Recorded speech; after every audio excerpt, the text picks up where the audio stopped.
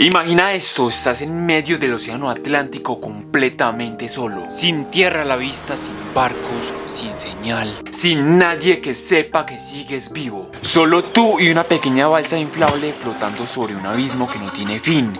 El sol cae directo sobre tu piel durante horas, quemándote poco a poco, y cuando llega la noche, el frío se mete en tu cuerpo como si el mar mismo intentara terminar lo que empezó. No sabes hacia dónde vas, no sabes cuánto llevas ahí, y lo peor, no sabes si alguien te está buscando porque tu barco desapareció en cuestión de minutos. Y ahora cada decisión que tomes puede ser la diferencia si vives un día más o si desapareces permanentemente.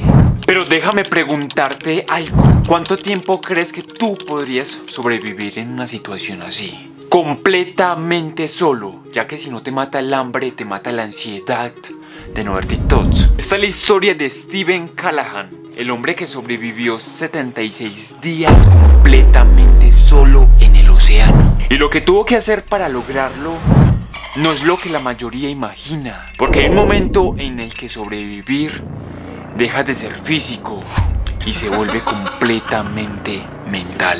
Antes de convertirse en náufrago, Steven Callahan era totalmente todo lo contrario a lo que uno se imaginaría en este tipo de historias. No era alguien perdido, sin preparación, no era alguien improvisando. Era ingeniero, diseñador de embarcaciones y sobre todo un navegante experimentado que llevaba años entendiendo el comportamiento del mar, tomando decisiones calculadas y confiando en su capacidad para sobrevivir en condiciones extremas. En 1981 decidió cruzar el Atlántico completamente solo en su velero, llamado Napoleón, un barco pequeño pero diseñado para resistir, equipado con lo necesario para una travesía de ese nivel, con rutas planificadas, provisiones calculadas y una mente preparada para la soledad. Era uno de esos viajes que parecen peligrosos desde afuera, pero completamente controlados desde adentro, hasta que el mar decide intervenir. Porque hay algo que todos los navegantes saben, pero pocos realmente entienden. El océano no negocia, y cuando decide cambiar las reglas, no hay experiencia que te salve. Y en cuestión de minutos, todo ese control desapareció.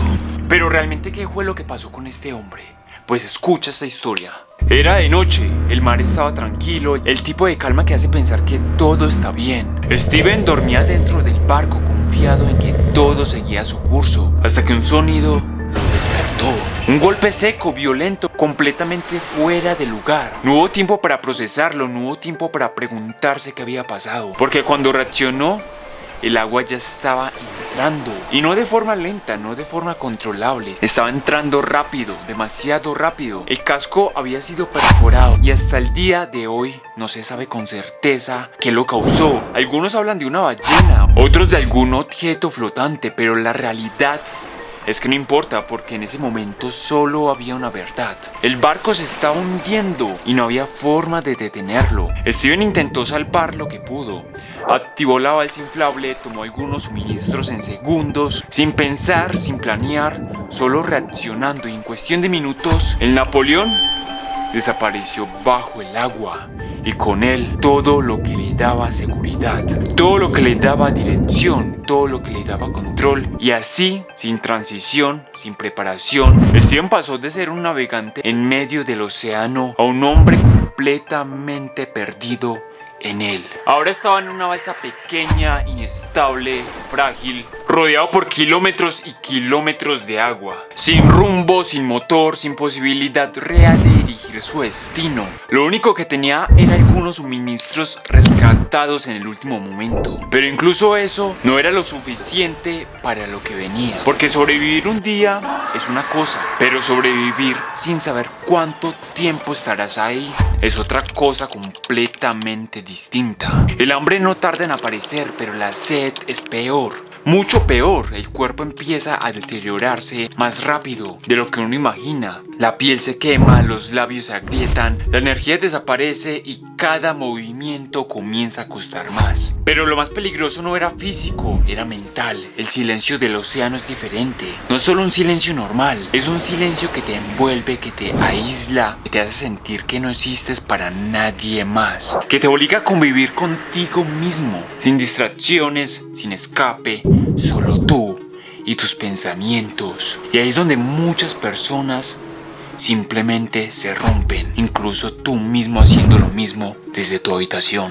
Pero Steven no se rompió, pero por lo menos no al inicio, porque entendió algo clave. Si quería sobrevivir, tenía que adaptarse. Dejó de pensar en ser rescatado y empezó a pensar en cómo vivir ahí. En el océano, comenzó a pescar con lo que tenía, improvisó herramientas. Aprendió a aprovechar cada oportunidad, cada cambio en el clima, cada señal del entorno. Recolectaba agua de lluvia como si fuera oro. Protegía su cuerpo del sol como podía. Calculaba cada movimiento para no gastar energía innecesaria. Pero incluso haciendo todo bien, el entorno seguía siendo hostil. Debajo de la balsa siempre había movimientos, sombras, tiburones.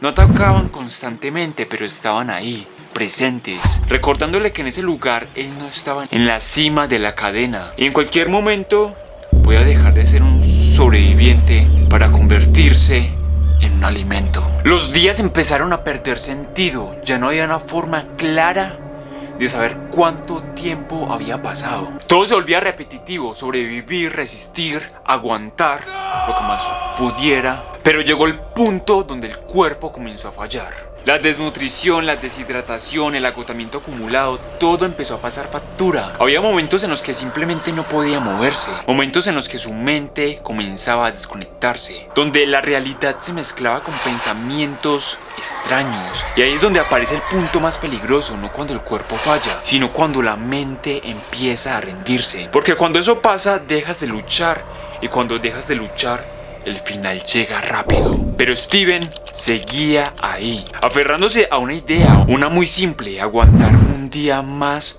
solo uno más, porque tal vez mañana algo cambiaría. Y este punto es clave si alguna vez quieres lograr algo en tu vida. Después de semanas, claramente Steven ya no era el mismo hombre que salió de ese barco. Había perdido peso de forma extrema, su cuerpo estaba deteriorado, su piel dañada, su energía al límite, pero lo más impactante era que seguía vivo. Entonces, aquí viene una pregunta para ti que me estás escuchando y viendo. ¿Qué lo mantenía con vida cuando todo en su cuerpo decía lo contrario? En condiciones que la mayoría no soportaría ni por unos días. Hubo momentos en los que estuvo cerca de rendirse, momentos en los que la desesperación era más fuerte que la lógica, pero nunca cruzó esa línea, nunca dejó de intentar, y eso fue lo que hizo la diferencia. No fue la suerte, no fue el equipo, fue la decisión constante de no rendirse, incluso cuando todo indicaba que no tenía sentido seguir. A veces depende de lo que decides